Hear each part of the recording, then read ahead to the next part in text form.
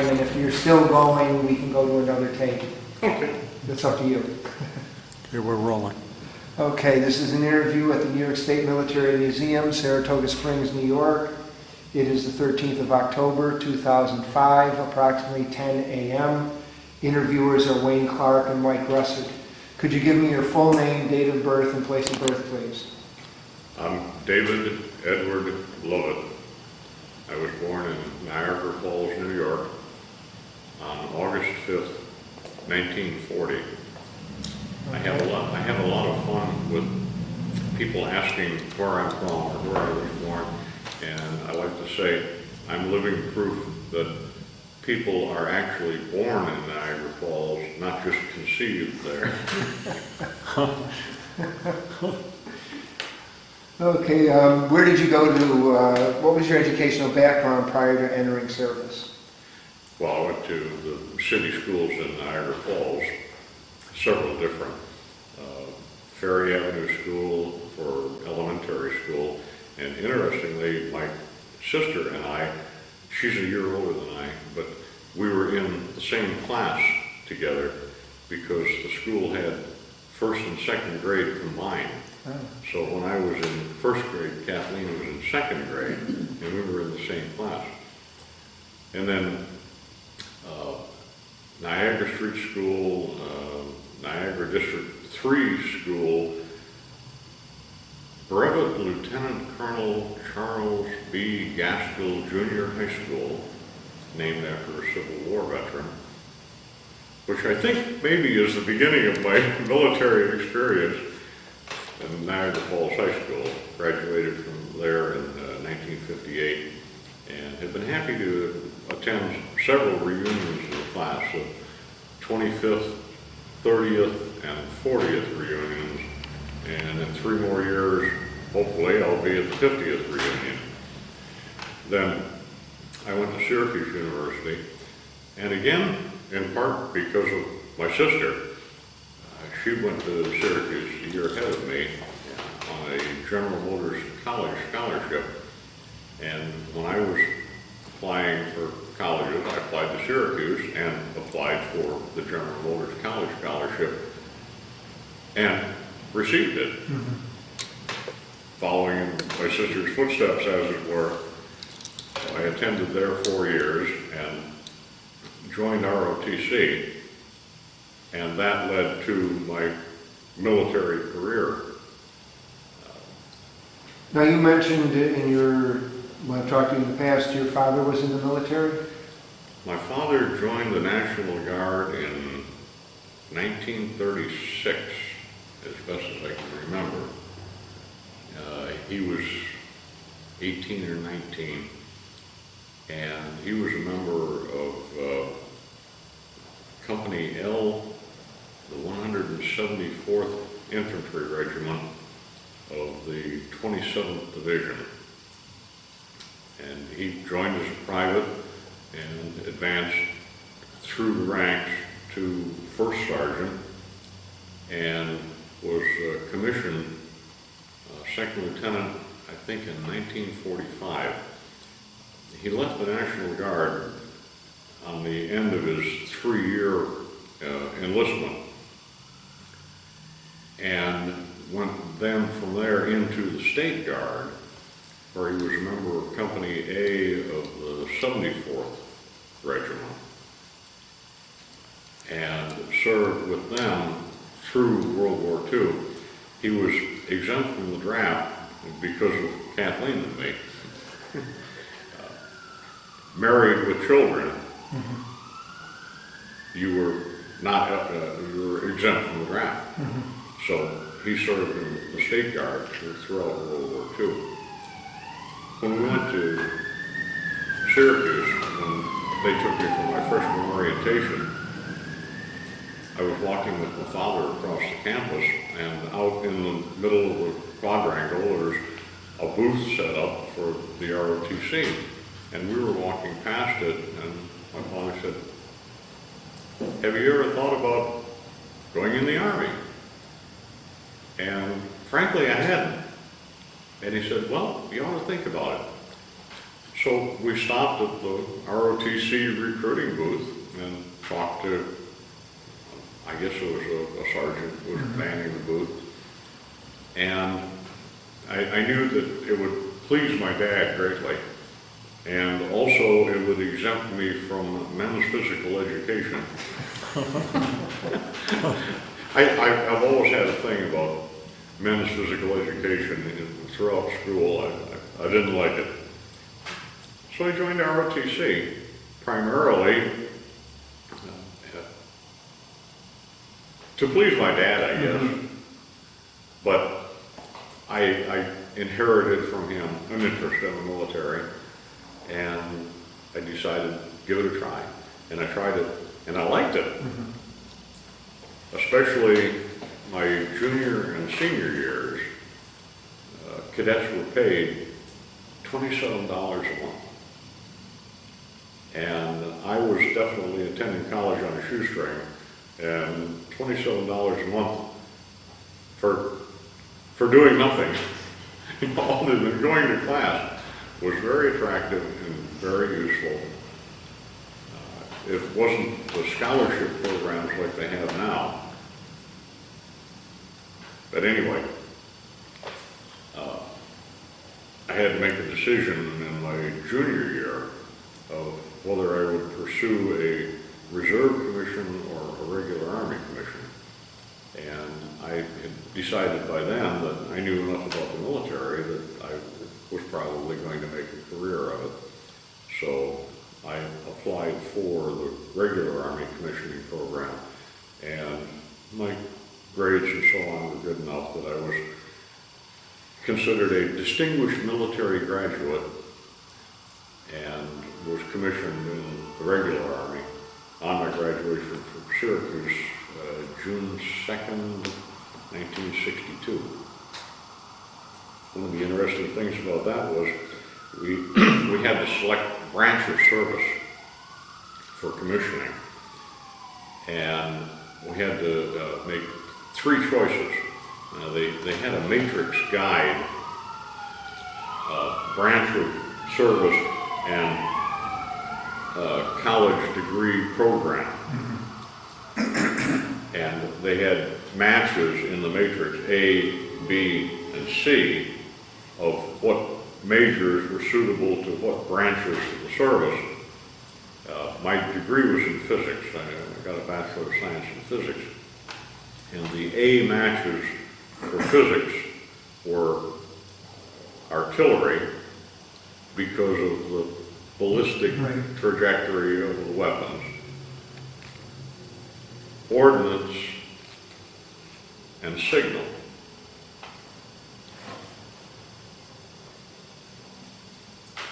Because I was in the regular Army commissioning program, though, I had to pick all combat arms.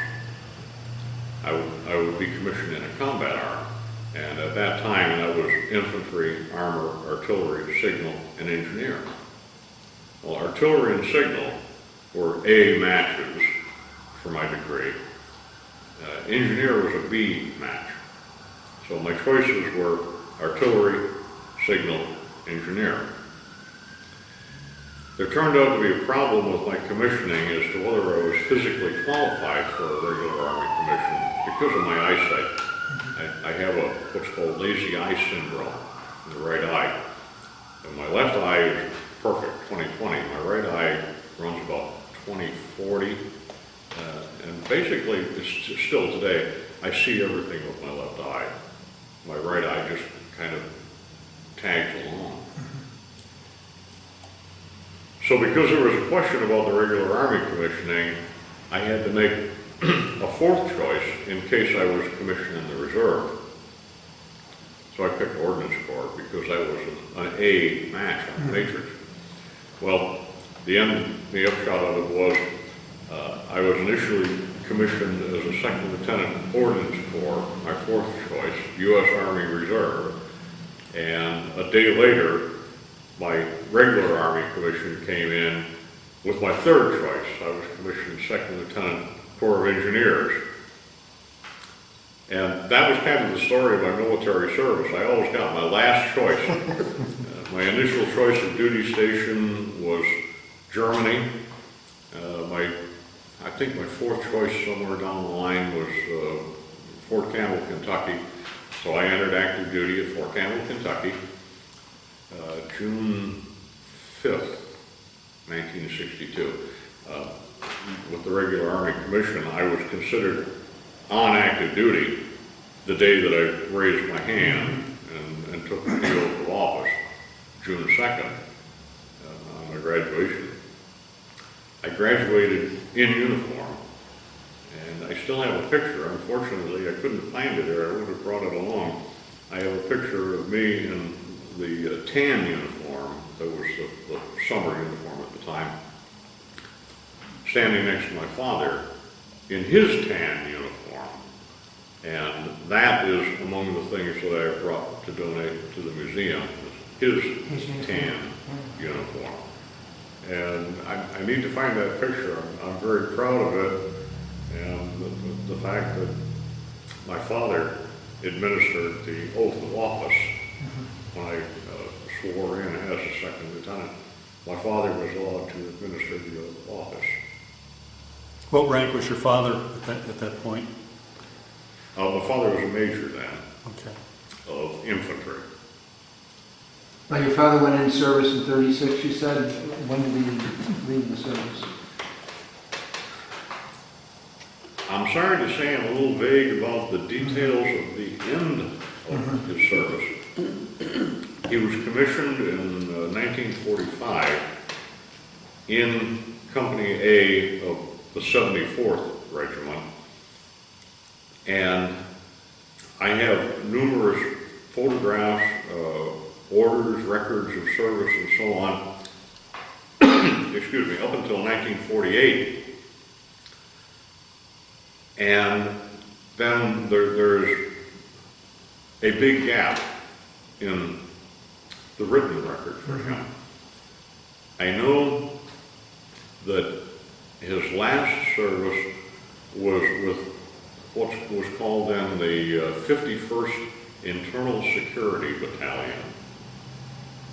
And he was the battalion executive officer with the rank of major.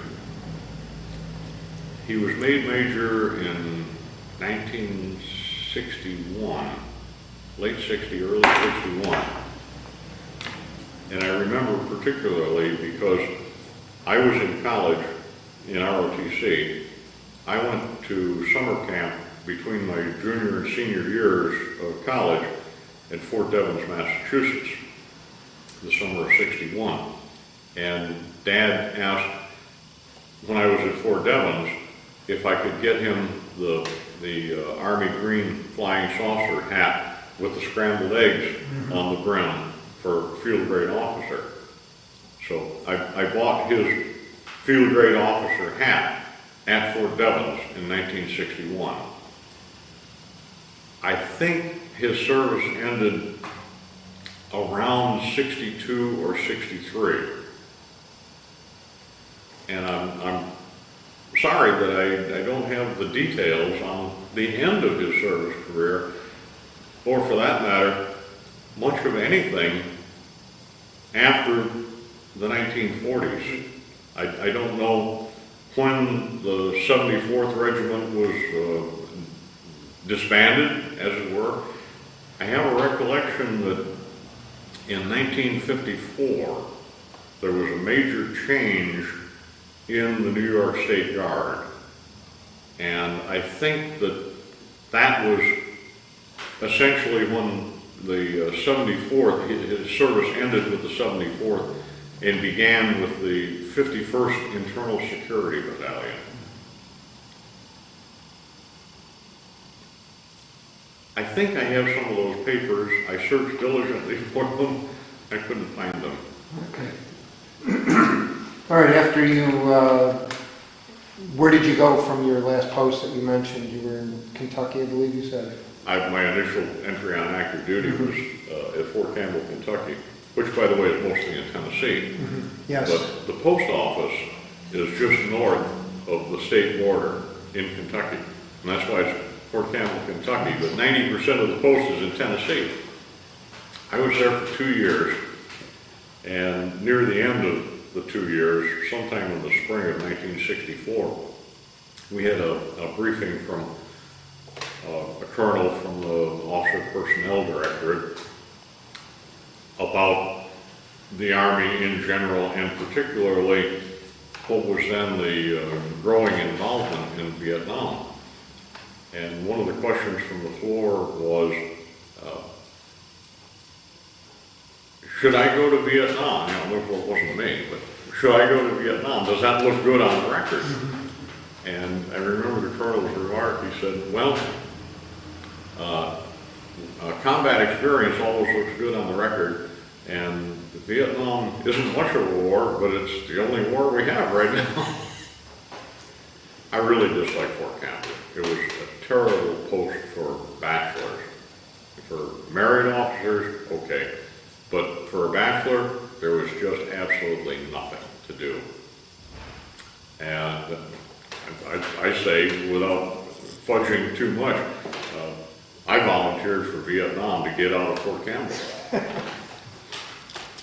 I went to Military Assistance Training Advisor class at Fort Bragg for 6 weeks in the summer of '64, and we had language instruction in Vietnamese. Interestingly enough, it turned out later that our language instructor was a North Vietnamese at Fort Bragg, and when I got to Vietnam, my accent gave me away. People were reluctant to talk to me or respond to my Vietnamese.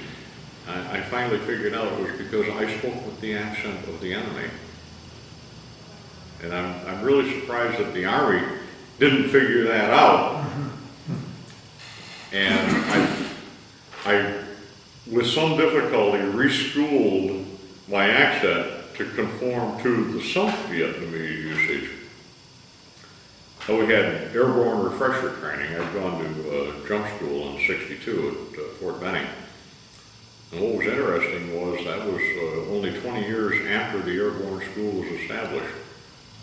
People think nowadays, I guess, that the airborne has always been part of the Army. It was only established in 1942, and I was in class 20 of the airborne school in the 20th year of their existence. Well, in preparation for going to Vietnam, I knew that I would be assigned as an advisor to the Vietnamese military, and didn't know exactly what unit.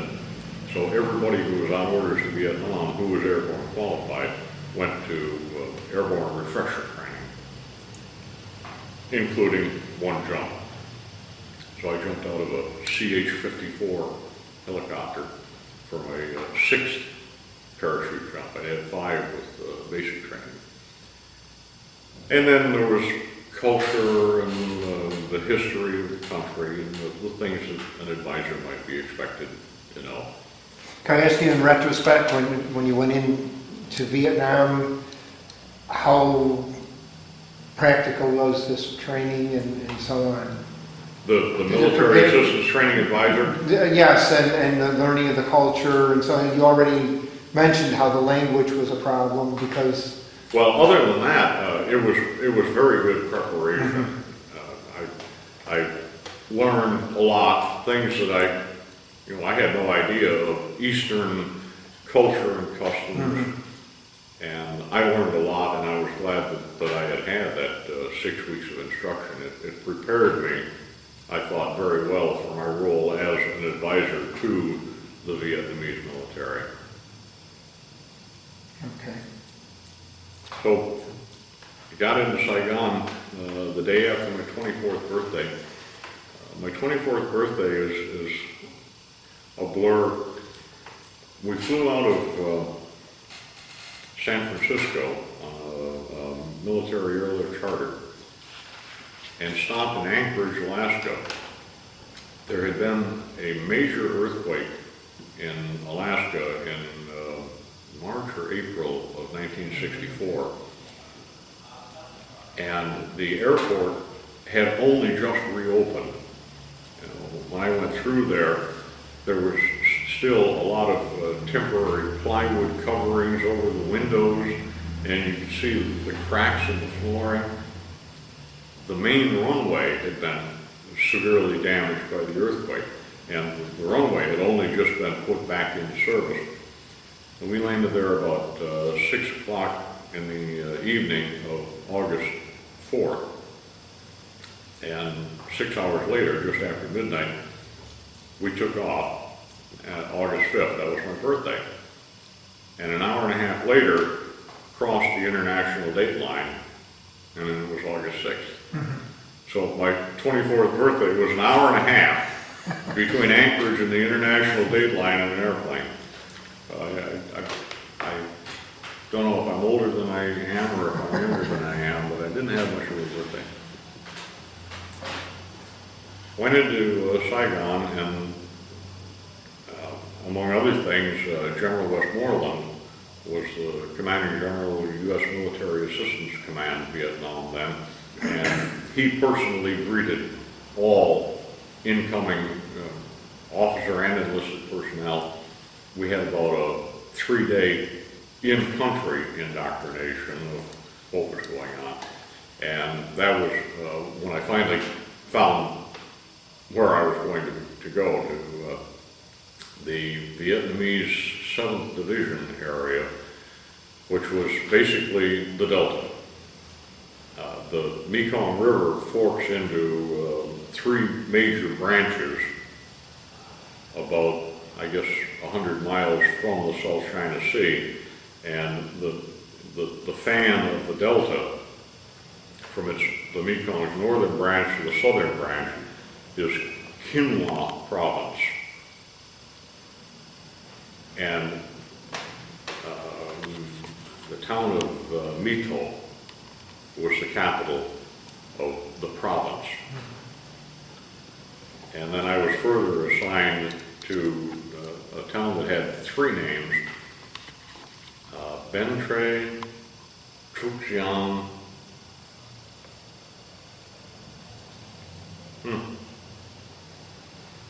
I can't remember the third name. It later became famous in the context of the quotation, we had to destroy the town to save it. That was the town of Ben Tre, or Truxiang. It had been, long after I was there, several years after I was there, it had been thoroughly infiltrated with Viet Cong. And in order to drive out the Viet Cong, the U.S. military basically leveled the city. And they said we had to destroy the city to save it. That was the province town of Quinhua Province. I was stationed there for 7 months as an advisor to the militia. They had actually, there were 3 types of army units. There was the Vietnamese regular army, then the regional force, which was comparable to our National Guard, and then the popular force, which would be comparable to our State Guard. I was an advisor, branch and material advisor to the regional force in the province town for 7 months. And then I was transferred the last 5 months down to a district town, Ba Tri. And we lived in a little mud fort, it had about a company of 150, 200 Vietnamese officers enlisted under the command of the captain. And he was the district chief, administrative chief of the district, as well as the military head of the forces in that district. And I say a mud fort, they built up a wall, a berm around the cantonment area of mud with a pillbox in each corner. looking out over rice paddies. Now, was the village in the center of the fort, or was it outside of it, or was there a village There was a village outside outside? of the fort, probably, I guess, half a kilometer. The fort was about half a kilometer from the village.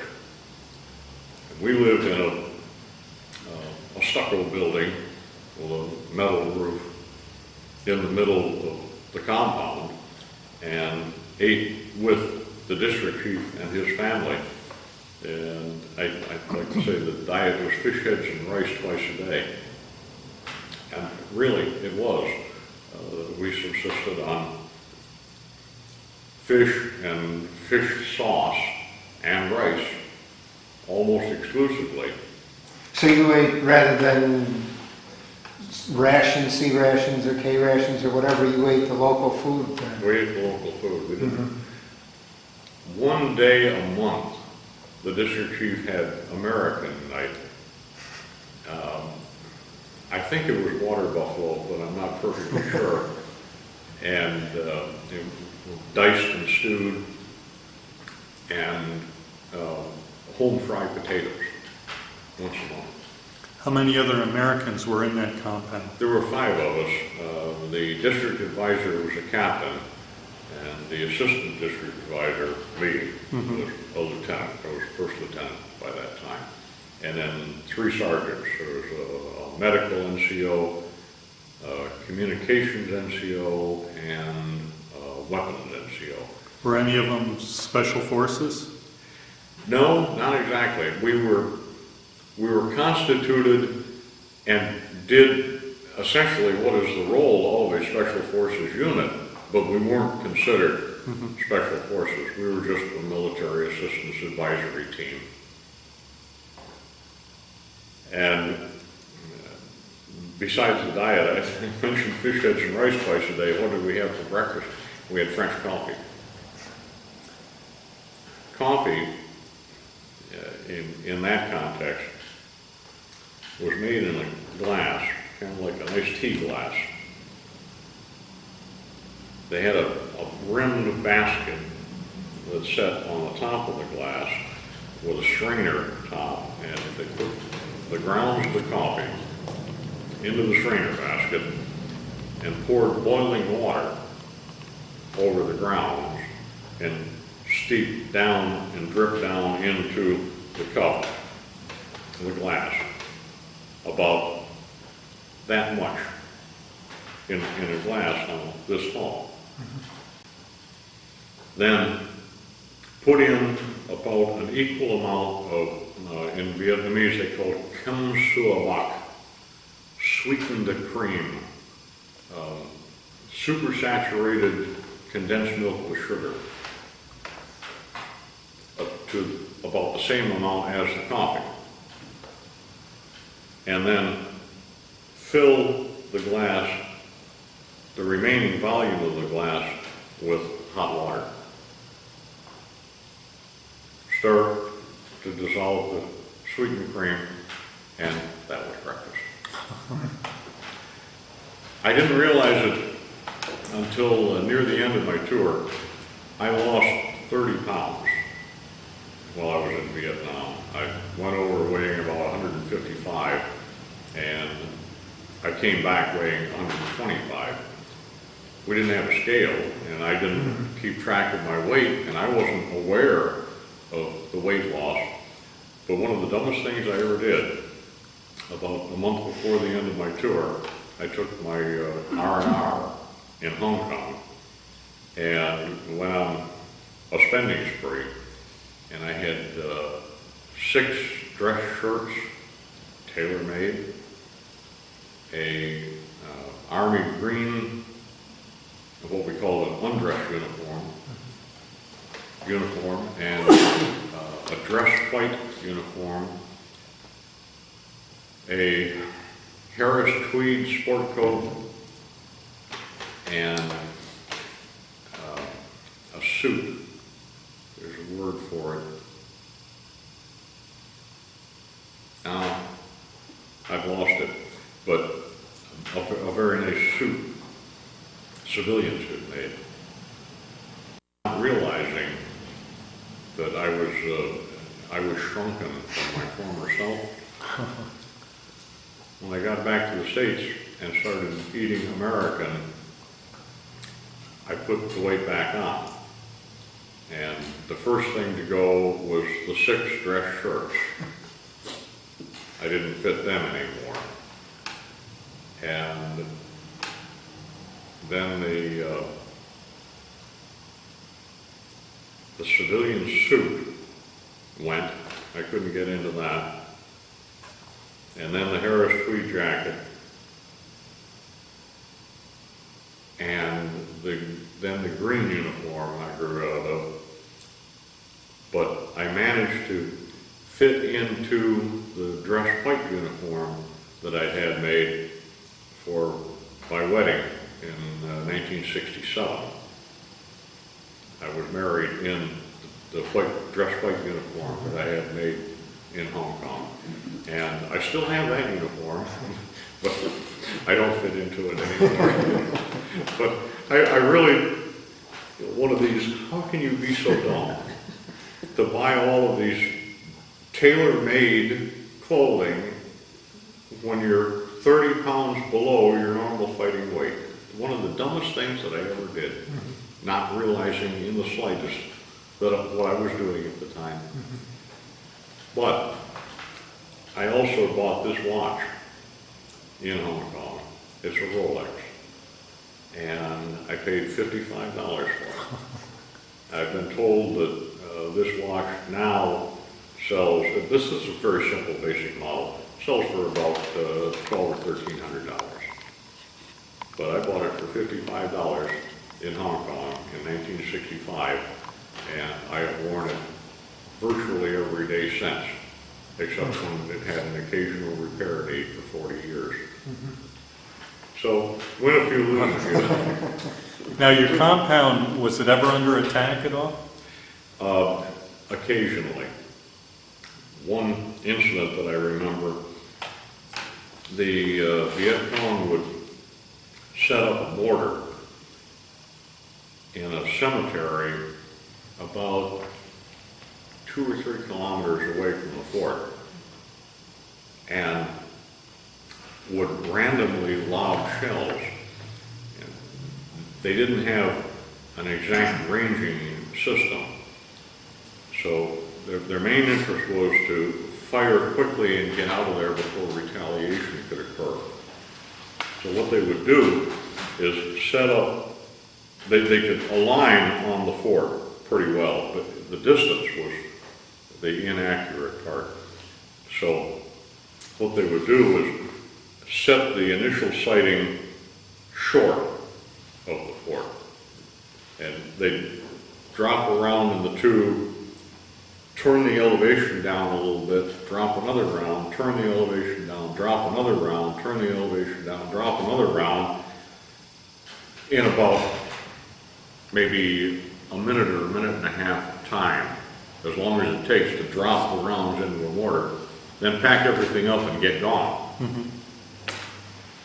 One night I was there, the first round hit short of the fort, the second round hit, and strangely and sadly, it hit inside the fort, but what it hit was a building where we were detaining Viet Cong suspects.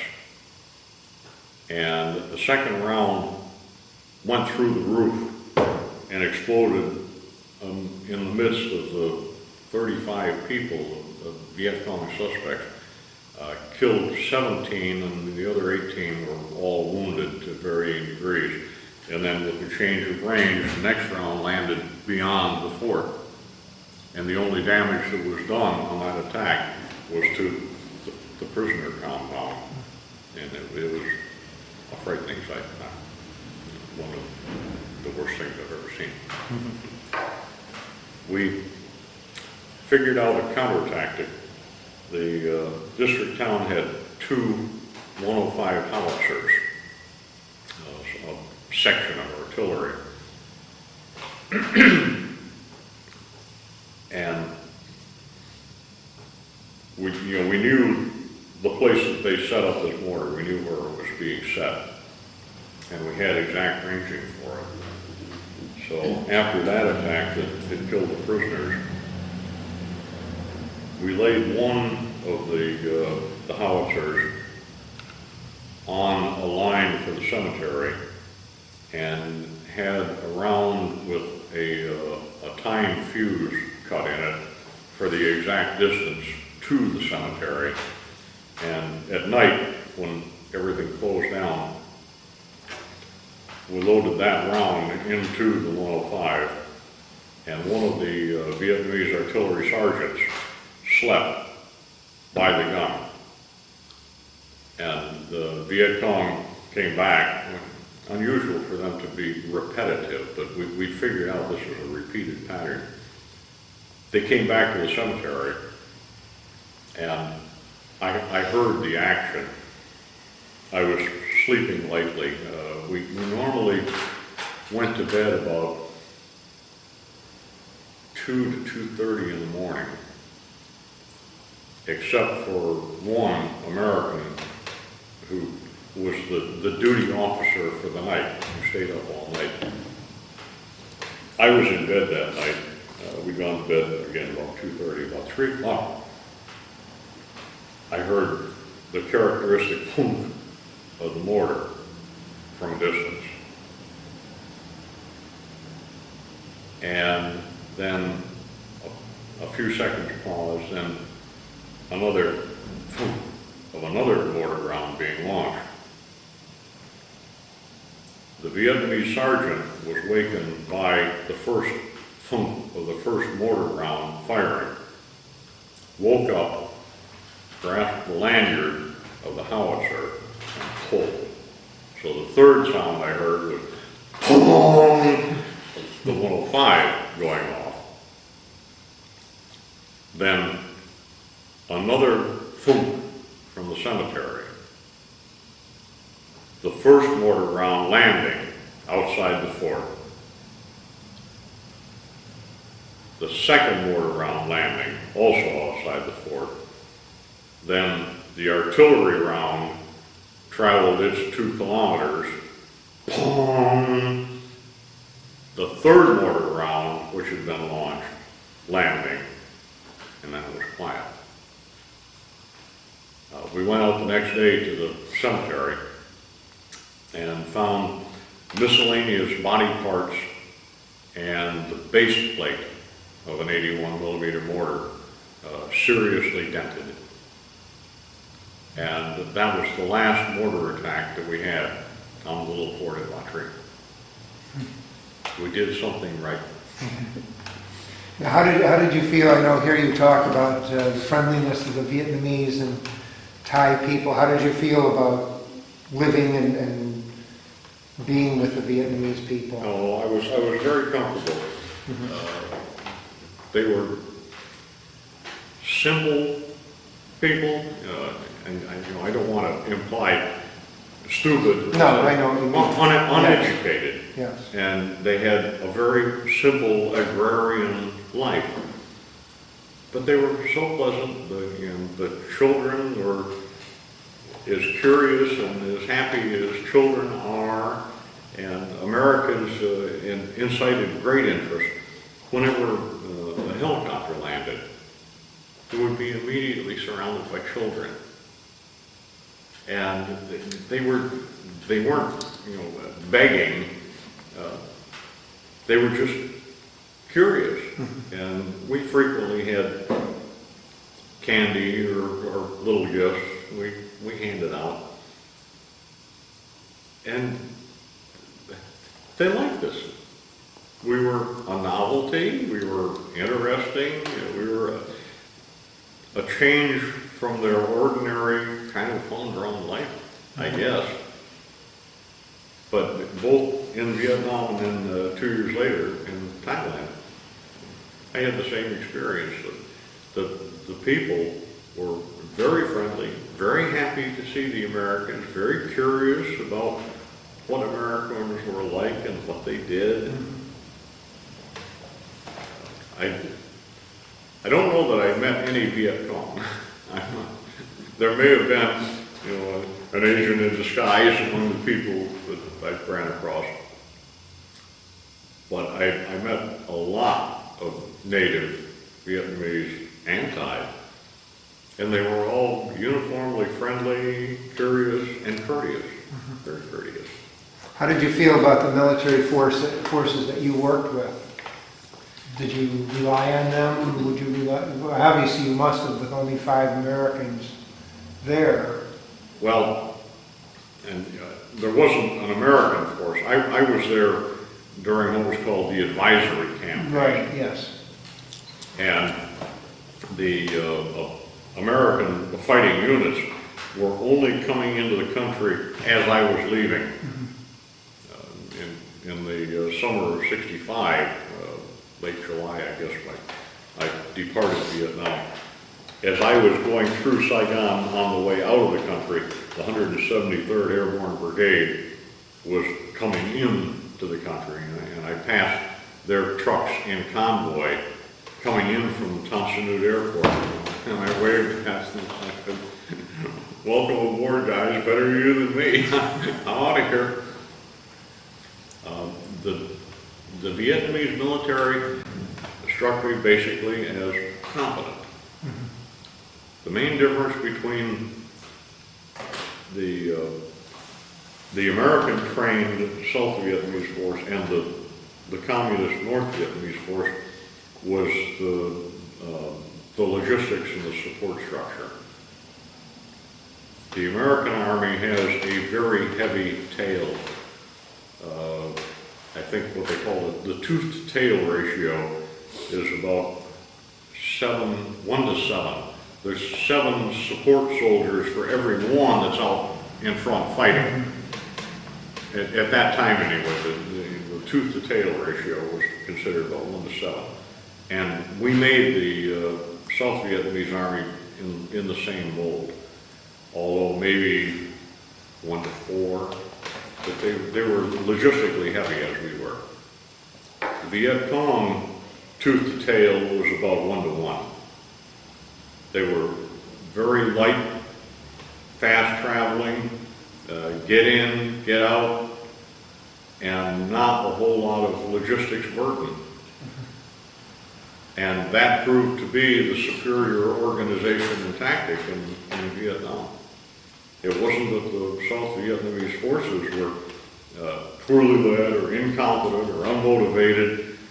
They were logistically tied down to bases where the Viet Cong were extremely mobile, went anywhere they wanted to, and went in and got out at will.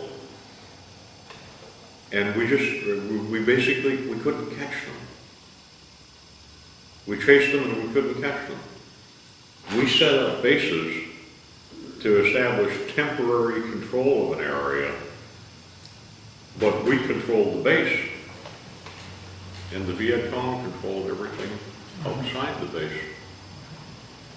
And when we tried to chase them, they were a lot more mobile than we were. Now you mentioned here that you had little respect for most officers. Why? I had a hard time with that question and with what I wrote. I enjoyed all of my time in the military service. I met a lot of very good men that I admire and respect to this day, some that I'm still in touch with. My first company commander, John Teed, later retired as a lieutenant colonel, and I ran into him when he was working with the city engineer's office in Wilmington, North Carolina. Very fine man. Several other company commanders. One of my brigade commanders at Fort Belvoir. But when I was reading that and responding to it, I thought I also ran into a lot of turkeys.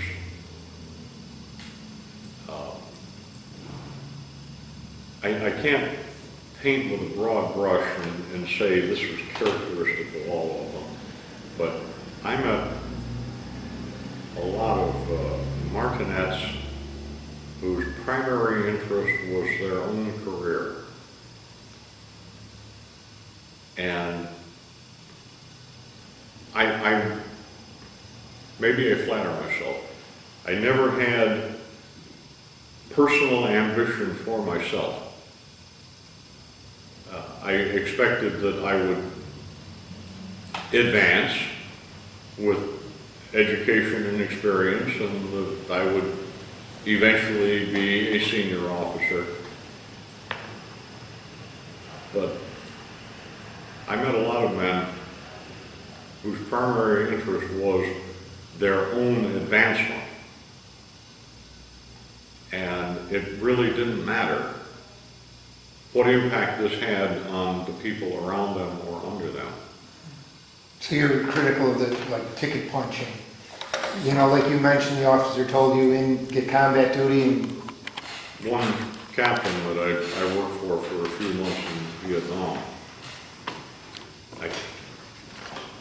I almost remember his name, and I'm glad I don't, because I don't want to name him. Was pure martinet, strictly regulation. When he flew into the country, he came to the province town of Mito, and I was assigned the duty of going to pick him up. We went up with a Jeep, a Vietnamese driver and me, and met the captain in Mito. As a lieutenant, my assigned weapon was the M1A1 carbine. But my Vietnamese counterpart said it was not proper for an officer to be armed with a rifle. Officers were supposed to wear sidearms by the Vietnamese Army custom. And he obtained and issued to me a .45 caliber pistol. And we always went armed everywhere we went in country. Even in civilian clothes, I had a .38 Special Derringer that I wore concealed on my belt. But we always went armed. So I wore the .45 pistol that my counterpart had issued to me. I met this captain in Mito, and he was carrying his issued carbine, and remarked on the fact that I was wearing a pistol, and it wasn't fitting that the lieutenant should be carrying a pistol while a captain was carrying a rifle. And I thought, really, this is an odd duck. Things went pretty well, because I stayed out of his range mostly while he was in the district, in the province town. And by evil chance, I ended up being assigned to his district for the last 3 months that I was in country. And he insisted on my turning in the pistol and carrying the U.S. regulation carbine instead. Because it was regulation. Everything to him was regulation. And it didn't matter. Local customs and ordinary practice of the unit that he was with and what the Vietnamese had been doing for the past 20 years. If it wasn't according to U.S. Army regulation, he wouldn't have it. My official title was Assistant Advisor, Assistant District Advisor. This captain, when I was first assigned to his command, told me, "You are the assistant to the advisor. You're not the assistant advisor. You are the assistant to the advisor. And you will do nothing without first clearing it through me. And then on my fitness report had the audacity to criticize me for lack of initiative. I really despise that man. And as I say, I'm glad I can't remember his name. Probably intentional. The province advisor, the second one under whom I served, was cut pretty much from the same mold. His duties were largely administrative in the province town. But he wanted combat experience on his record. Now, he had a helicopter pretty much at his disposal. Normally, it was used for resupply of the district forces. We had 7 districts in Kinloch province. And the helicopter was used for resupply of the Americans in those 7 districts. But the helicopter was at the major's disposal. Whenever there developed some kind of military action, a firefight or something, the major would commandeer the helicopter and fly down to wherever he could land near the action, look around, talk to the Vietnamese officer in charge, whoever it was, for an hour or 2, and then fly off.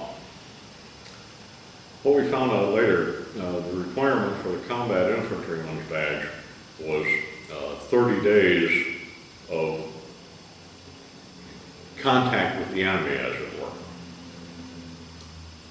This major kept a log of when his helicopter dropped in near the scene of action, and he logged that as 1 day of combat experience. And over a space of 5 or 6 months, he accumulated 30 of these days and put himself in for the combat infantryman's badge, and it was awarded. At least the man had the shame not to wear it while he was in country, amidst the people who knew how he had earned it. He was very much disrespected and disliked. And, Oh, I'm sorry. I don't like to dwell on that. Okay. I met and served with and under a lot of officers that I had absolutely no respect for. What, maybe half? I venture to say as many as half of the officers that I knew in Vietnam were there for self-serving career advancement purposes, getting their ticket punched, getting something on their record, and with very little concern of what their actions impacted on the Vietnamese or other Americans around them. What was your opinion of Westmoreland? I liked him. I was impressed from the first time that he gave the orientation speech when I got in the country. I saw him several times later when we were mounting operations, especially heliborne operations out of our province town. Westmoreland came down, Songdong International, which we called the airport. It was a dirt strip. And it would handle small fixed-wing aircraft. It was mostly helicopters. And Westmoreland came down, and he made a point of going around and talking individually to the soldiers on the ground. Many years later, in 1973, I left Vietnam in '65. In '73, Westmoreland retired from his position of Chief of Staff of the Army. And one of the perks given to a retiring Chief of Staff was you get an office and and a military aid for a period of a year to basically demobilize and settle your affairs, sort your records. Westmoreland chose the Charleston Army Depot in South Carolina, where I was then assigned as the Director of Administration and Services for the Army Depot. And General Westmoreland had the office right next to mine. Whereas a warrant officer, who was his private military secretary, was there all the time. And Westmoreland came in, at least once a week. And invariably, he passed my door and leaned in. "Good morning, Captain." "Ah, good morning, General." Very, very friendly, very personable. Took me to lunch a few times. We went to a couple of Marine Corps birthday balls out at the Navy Weapons Station. He kind of employed me as an aide-de-camp. He didn't have an aide, as it were. But when we went to the Marine Corps balls, I was, in effect, his aide. I liked him. I had great respect for him. Now, you were wounded. Could Oh. you tell us about that? Yeah, I say it was an accident. When I was in the Provincetown in Kinloch, late August of 1964, they had a benefit performance for the widows and orphans of soldiers of Popular Force who had been killed in action.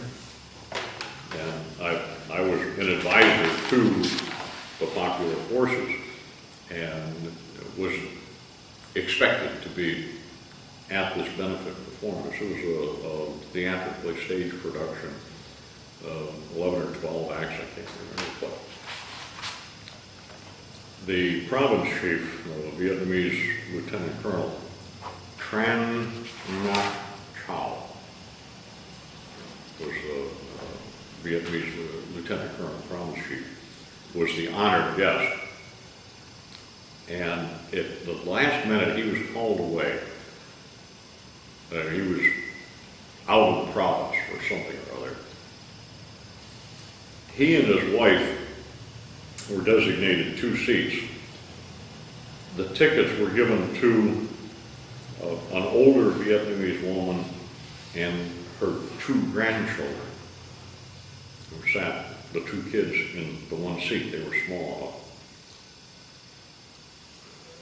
The Viet Cong had booby-trapped the place, obviously, before anybody got there. As best we could figure out, they had placed a hand grenade under those 2 seats, between the 2 seats, with a wire running out to the aisle, what was the next tier up above me in the balcony. And midway through the 6th act of the performance, as best we could figure, the perpetrator leaned down, pulled the wire, which pulled the pin on the grenade, and then stood up and walked out. And the normal delay, 3.5 seconds, I think it was, the normal delay, the grenade went off. It was really a shock. It must have been about 15 feet to my left. And the noise was huge. And I was just stunned, just frozen, stunned by the noise. And then I saw the cloud of smoke going up on my left, and started hearing screams, and I became aware of myself, and I realized that both of my legs were displaced to the right of where I had last set them. And I reached down and felt a leg, and my hand was bloody when it came up. And my first thought was, the bastards got me. And I was mad. What had I done to them? And what had they done to me? And I was mad. It turned out I had about 200 wounds, shrapnel wounds, on the left side of both legs. I wasn't in particular pain or disabled. I helped to carry out the injured and took several of the injured to the Vietnamese hospital in an Army Jeep. Can I stop you here?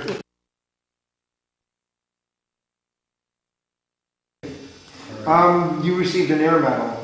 How did you receive that? Well, let me. I know you mentioned about how. Okay, you wanted to finish your story. Yes, yes. I'm sorry.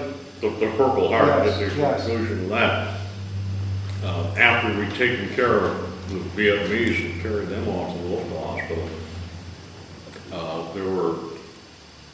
there were about, I think, 3 or 4 Americans injured. One of the majors, who was actually sitting to my right, got what was the most prized injury of all. His eardrum was broken, and he was medevaced out of the country and given credit for a full normal tour and not required to return. That was the prized injury, that you were medically evacuated and given credit for the full tour. I was taken to the local soccer field in the province town, and eventually medevaced by helicopter. The helicopter landed about the same time that the province chief, Colonel Chow, got back from wherever he had been and heard about the disaster. I was sitting on the tailgate of a 3/4-ton truck waiting for the helicopter. I guess bleeding slowly. It wasn't really serious.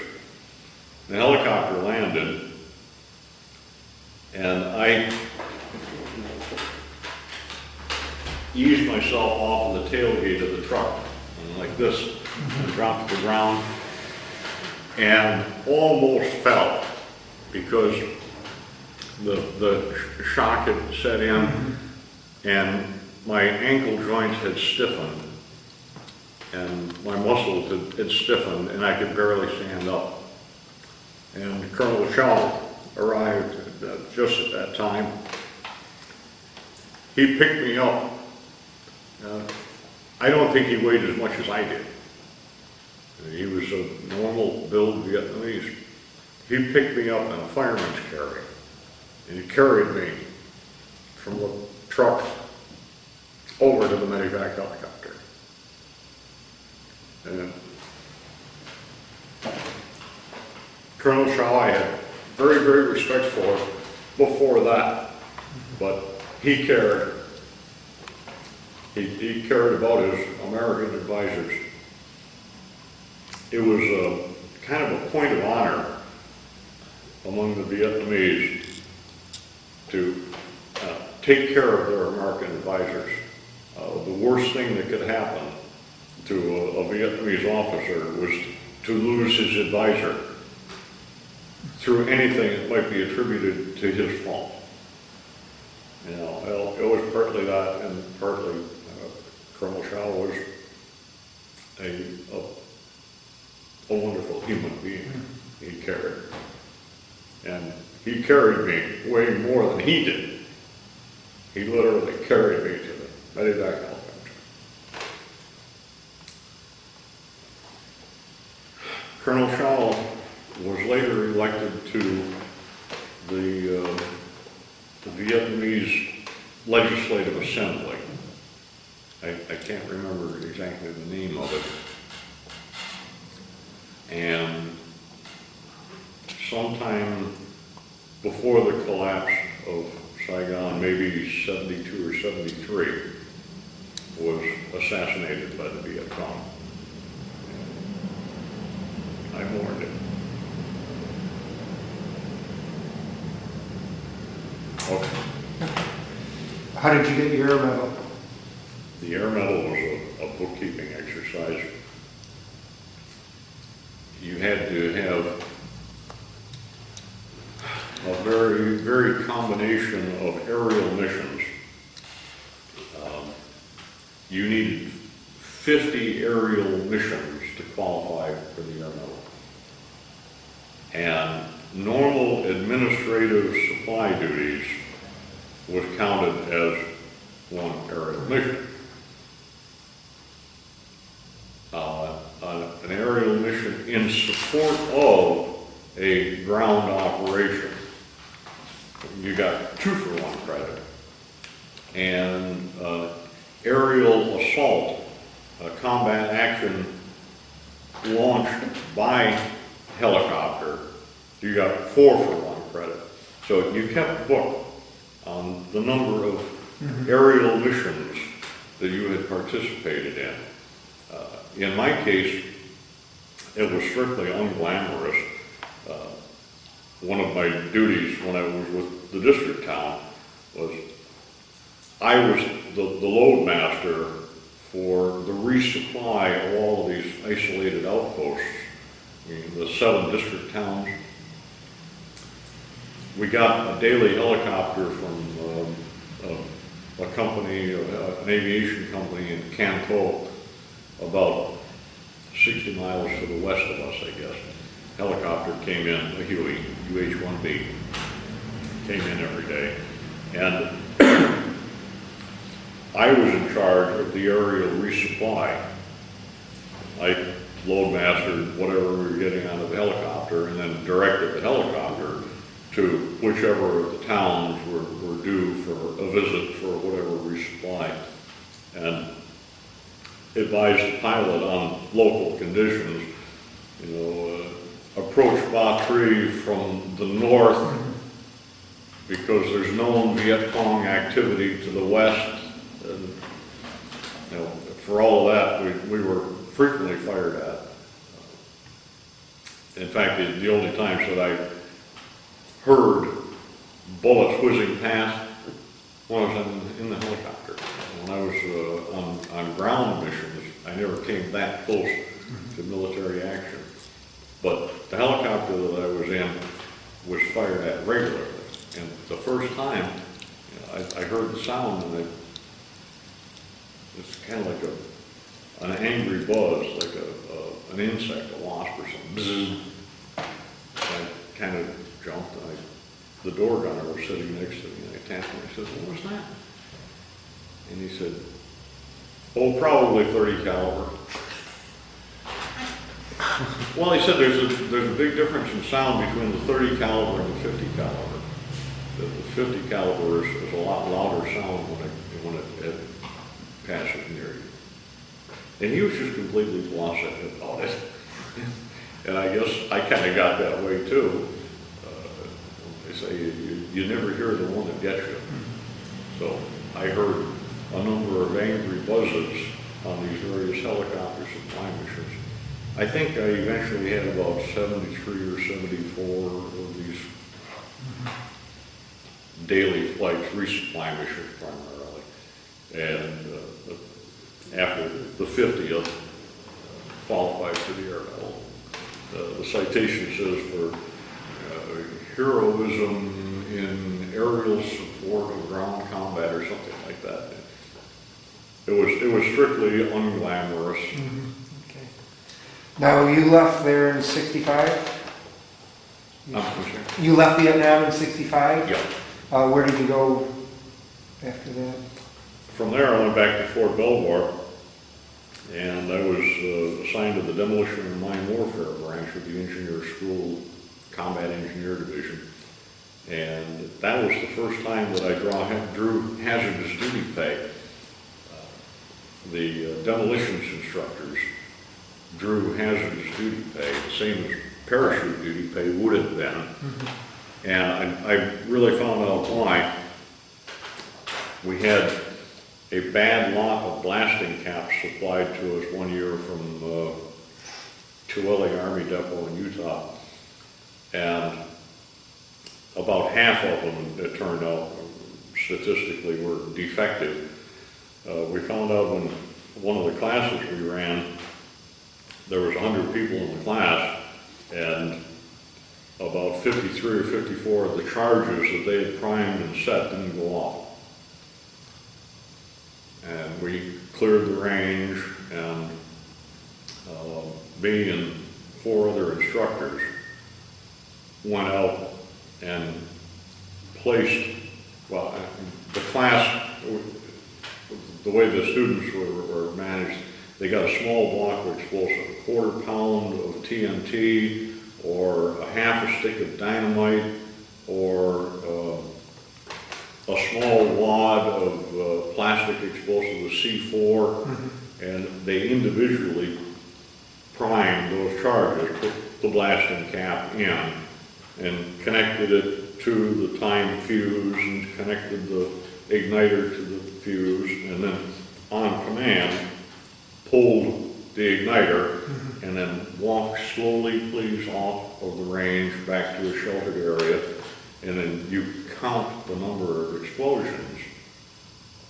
And when there were 100 explosions, and you waited 30 minutes, and then went down range and made sure that everything was, well, there were only 47 explosions that day. But we had all of these primed charges, 53 primed charges sitting on the ground. We didn't know when or whether they were going to detonate. And 4 of the enlisted instructors and myself went down range and placed another explosive charge next to the unexploded charge, rigged with an electric detonating cap, made the ring main, went back up, detonated the ring main, and exploded all of the unexploded charges. Wait 30 minutes, went back down, assured that everything was indeed exploded. There were no more live munitions there. Went back, filled out the after-action report, and informed Tooele that we had the suspect lot. They asked us to please confirm that there was the blasting caps that were bad.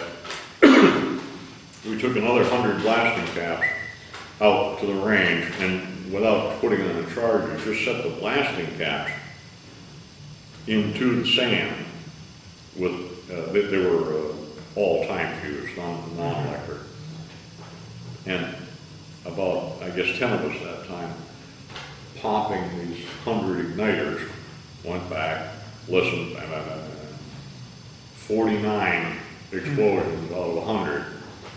And we went back, and next to each unexploded non-electric cap, we had to place an electric cap, wire them into the main, detonate them to dispose of the unexploded non-electric cap.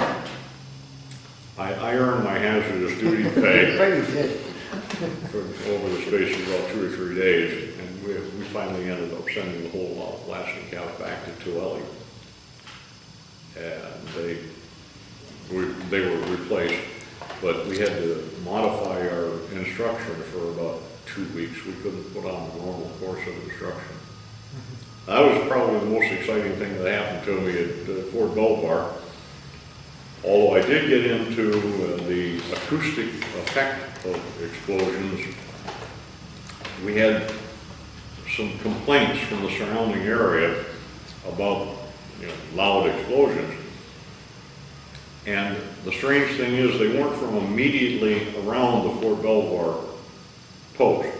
They weren't within a mile of Fort Belvoir.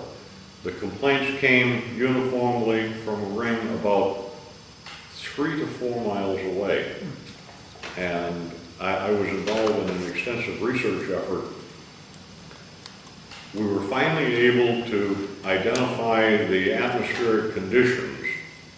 It was a temperature inversion that caused a reflection effect. Well, the blast went up into the air, and in certain sky conditions was reflected back down to the ground many miles away. So we learned to identify the weather patterns that would cause a strange acoustic effect. And we didn't do our blasting, the main test charges that we did sometimes, cratering charges and so on. We avoided doing them on the days when the weather was creating that inversion effect. Very interesting. Now, you went to Thailand from 67 to 68. What did you do there? I was primarily with the construction engineering battalion. I was the battalion operations officer. It's normally a major's position. They had a strange personnel situation when I was there. One of the engineer battalions, the 538 that I was assigned to, the officer commanding was removed from command for cause, relieved. And I can't even remember what the cause was, but his replacement was a major. And he wasn't all that senior of a major. So that affected everything under him. They had to find an executive officer for the battalion who was junior to the major commanding. And he was so junior that normally the operations officer would have been a major, but there was no major junior to the executive officer available. And I was the senior engineer captain in Thailand at the time. I was like 4 years time and grade. 4 years? No, I made captain in 65. And this was the summer of 67. I was a little over 2 years in grade. And I was the senior engineer captain in Thailand. So I ended up being assigned as the battalion operations officer. Our job the whole time I was there was building Route 23, the Karat-Kabinbury Road. It was a supply road which started on the Gulf of Thailand and in a cantonment area that the Americans built, and an airport that the Americans built, and then a roadway connection bypassing Bangkok. In fact, it was the lower section of the road was called the Bangkok Bypass. And it was to take military supplies from the port of Sattahip around Bangkok up into the northeast of the country. NKP Airport, there were 3 major Air Force bases up in the northeast part of Thailand that were supporting combat actions in Vietnam. And those 3 air bases, their land supply was through this road from the port of Sattahip. And the 538th Engineer Battalion built the mountain section of Route 23 between Korat and Kabinbury. It was good work. It was a lot of fun building something. My wife said that she really enjoyed being with me a lot more when I was in the construction business than when I was in the demolition business. Now, was she in Thailand with you? As a matter of fact, she was. It was technically an unaccompanied tour, but I went in, September of 67, 3 months after we were married. She went back to Tennessee teaching school. She was teaching music at Austin Peay State University there. But the end of the school year, at the end of May, she flew with the battalion surgeon's wife through Tokyo, Hong Kong, into Bangkok, and made it in time for our first anniversary. We were married June 2nd, June 3rd. I have a problem with that because You shouldn't put that on tape, you know. I was commissioned on June 2nd, and that was my initial active duty service date and basic pay entry date, and and my graduation from college. A lot of things happened on June 2nd, and 5 years later I got married on June 3rd, and I have a little bit of a problem keeping those dates straight. Anyway, she got in to Thailand on June 2nd, and June 3rd we had our first anniversary dinner at the Three Vikings restaurant in Bangkok. She went to work for the 501st Field Depot in Korat as a secretary. She could only have a 30-day tourist visa, but when she was employed, then she got an indefinite length of employment visa. So she got this job with the Army as a secretary, GS4, GS3, I can't remember, and was very highly prized, by the way. The Inspector General came to visit while she was there from Hawaii, and she was assigned to the IG. They didn't want any Thai typists assigned. This was important enough that they wanted their best gal, and that was my wife, Jenny. Word got out that she was an accomplished pianist, and one day the Chief of Staff of the U.S. Army Support Thailand, Colonel, called me down at the engineer office and said, Captain Lovett, could you come up to my office? Why am I being summoned to the Chief of Staff's office? I got in. Good morning, Captain. Please, this is informal. Relax, sit down. Just as nice as he could be. I understand your wife is a pianist of some accomplishment. I said, no, as a matter of fact, she is. She's very good. She has a Master of Music degree and studying in Austria. Ah, great, he said. Now, this is strictly non-military, and this is a personal issue, and feel free to say no, but the British ambassador to Thailand is being entertained at a party this evening at the Officers Club. And the entertainment that we had planned has fallen through. And we wondered if possibly you could prevail on your wife to play incidental music for the ambassador's reception. I can ask her. Please, there's the phone. Can you call me up? I called her up. When you want to play for the British ambassador tonight or something to that effect. And she said, well, yes, but I need to get the music together and see the instrument, practice a little bit, and then, I'm working until 5. The Colonel, well, she's working and she needs time to prepare. Who she work for? Major Kurachak. He said, tell your wife to get Major Kurachak on the phone. I got Major Kurachak on the phone.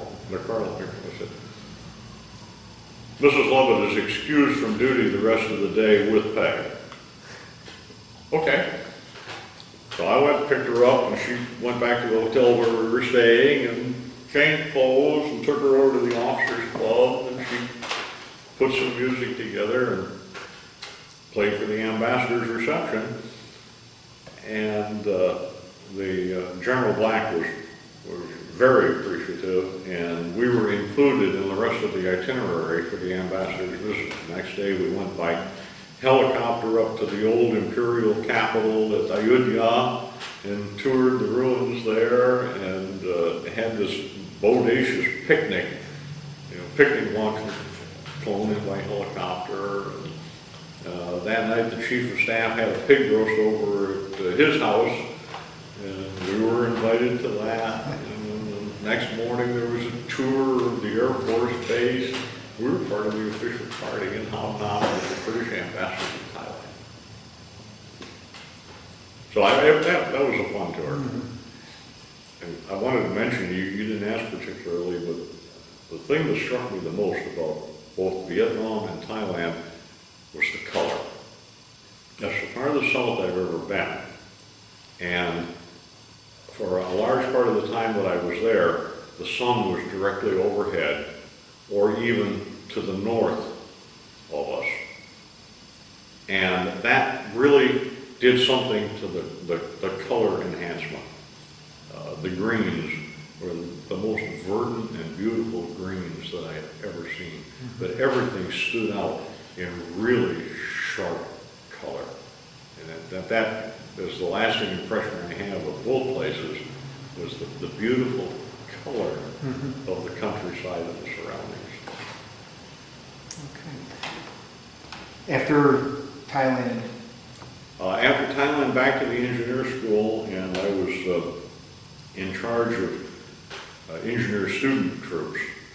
I was battalion commander and brigade operations officer for the Engineer Center Brigade, and managing the extra heavy load of engineer students. We were running the school in 2 shifts. We had what we called the day companies and the night companies. I initially commanded one of the night companies. Our students went to school from 5 in the afternoon until 2 in the morning because they were doubling up and didn't have enough classrooms and training areas. We were running night and day operations with the training center. And I was initially company commander, then brigade operations officer, and then the last year I was there, battalion commander. As a captain, I was a battalion commander. Everybody was shorthanded, everybody was under strength in their grade. The company commanders were mostly first lieutenants, some second lieutenants. And with, let's see, by 68, I had a little over 3 years in grade. And I was senior among the various captains available and ended up as a battalion commander, which the training battalion was normally a major's command. But at one point I had command of a 3,500 man battalion as what I considered not really a junior captain, but not a senior captain by any means. It was kind of humdrum routine. While I was there, I took the engineer officer advanced course non-resident program. It was resident, non-resident. I took 2 weeks one summer, 2 weeks the next summer, 2 weeks the following summer. I was given time off from my normally assigned duties to do the resident phase of the engineer officer advanced course. In 1971, I guess it was, I'd finished the advanced course and called up the assignment office and said, I've been here most of 3 years, what's next? They had an urgent requirement for the most senior engineer that could be spared to be the post engineer for the Charleston Army Depot in South Carolina. And I don't know what kind of bill of goods Colonel Hasty sold to the assignment branch. There was no desperation, no desperate need for a post engineer. He just wanted somebody as soon as he could get them, and he wasn't above stretching the truth and the urgency of the need. So I was assigned as post engineer for the Charleston Army Depot May of '71. And we moved from government quarters on Fort Belvoir direct into government quarters at the Charleston Army Depot. And I ended up a little over 3 years during the time that the depot was being phased out. My last official act as officer in charge, by then all of the other officers had been reassigned. I was the last one left. As officer in charge of the Charleston Army Depot activity, I wrote the report of excess to dispose of the property. through a strange chain of circumstances, I ended up as a civilian employee of the Navy weapons station immediately adjacent next door to the Army depot. I resigned my active duty regular Army commission and was reassigned to the Army Reserve and went to work as a civilian for the Navy weapons station. The first thing I did at the Navy weapons station was write a justification for acquiring the former Charleston Army Depot property. My boss said it seemed kind of incestuous to him that I had been on both sides of that transaction. The Navy ended up acquiring the former Army Depot property, so I was associated with the management of that property for a total of 10 years altogether, until I finally left Charleston and went to the Naval submarine base at King Bay.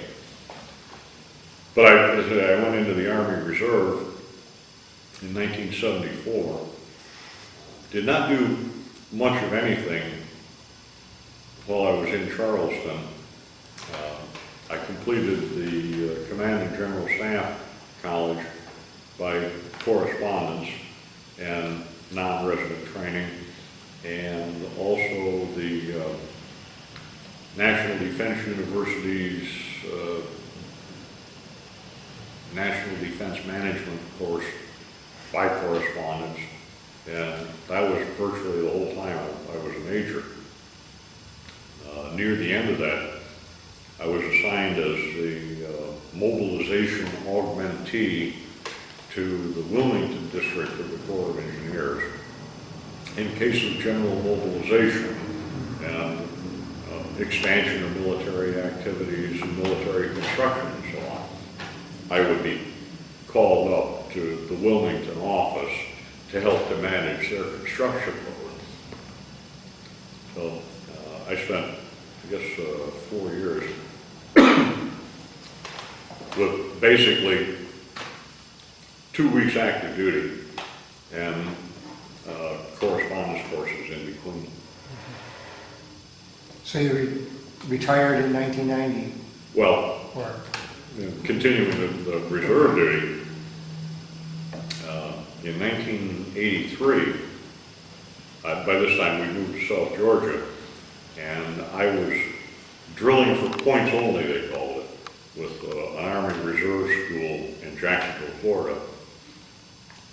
And late 82, early 83, the school commandant called me and said he had a call from the commander of the Transportation Brigade, another colonel, and they were looking for a commander for one of their subordinate units, and he had recommended me. And I said, well, what kind of unit? So, well, it's a military intelligence detachment. Military intelligence detachment. It turns out that this was the military intelligence arm of the 20th Special Forces Group, which was composed of Alabama, Mississippi, Florida, and Maryland National Guard units. But their military intelligence detachment at that time was an Army Reserve unit because the government would not assign intelligence assets to the control of a state government. It was considered too sensitive an area to be given to a politician. That policy later changed. But in any case, this detachment, authorized strength of about 49 or 50 people, was authorized a lieutenant colonel position commanding. They had done a search for when the former commander, and it was a 3-year tenure job, when his tenure expired, they'd done a search for any major or lieutenant colonel, military intelligence, or airborne qualified within a 150-mile radius of Jacksonville, Florida. And they came up with 3. There's a military intelligence major who was not airborne qualified and said that wild horses couldn't drag him to the door of an airplane. There was a military intelligence lieutenant colonel who was on the verge of retirement and declined the appointment, and there was me, an engineer lieutenant colonel, airborne qualified, who had been to, strangely enough, an intelligence officer's basic course early in my career. I was interviewed and selected for the position. Best job I ever had with the military. I was 3.5 years as it was converted from a detachment to a company. The 356 Military Intelligence Company Special Forces Group Airborne. And we did a lot of sneaky stuff. We did a lot of fun stuff. We did a lot of interesting stuff, most of which I can't even talk about yet today. I saw some marvelous aerial photography of the Chernobyl nuclear disaster in the Ukraine.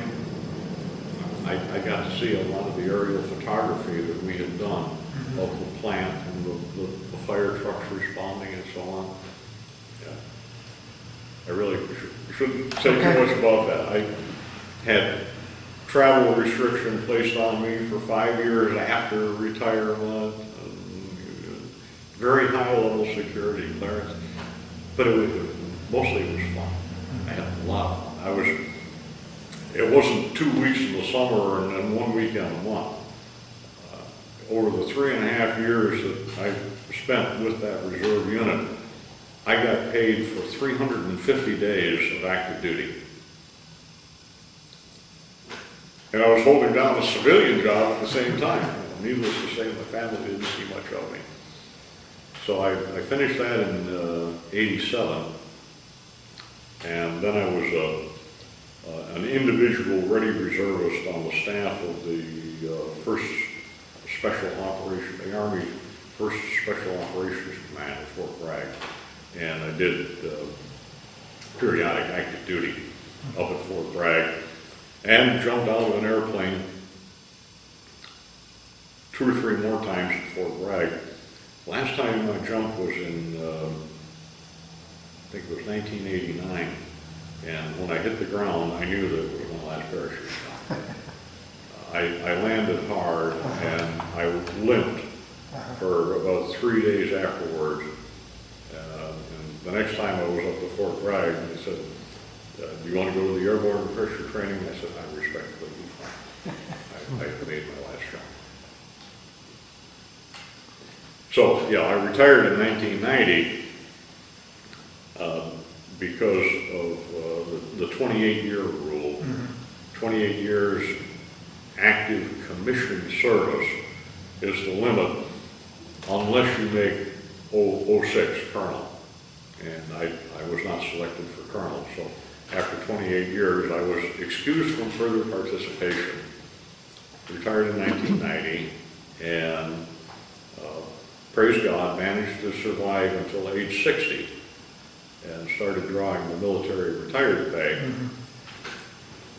which is essentially why I retired from the Navy Civil Service in 1960, because between the Navy Civil Service retired pay and the Army Reserve retired pay, I was making as much as I was working. So I said, why bother? Yeah. So I retired and have been perfectly delighted in retirement. I stay busy and active. I'm very busy with Boy Scouts. I'm district chairman for the 2-county area down where I live. My younger son was made Eagle Scout last year. I consider that one of my greatest accomplishments. He wouldn't have done it without my support and encouragement quite a bit early. Very active with my church, and both in the local and the diocesan level. And my wife says that she really enjoys having me around. She's still working. She's a musician, part-time. plays various engagements, weddings, dinner music, so on and so on. Organist and choir director for a church, and she has about half a dozen private piano students. And she's perfectly delighted because I do all the shopping and incidental errand running and so on and so forth. Okay, well, thank you very much for the interview. I'm glad to be able to do it.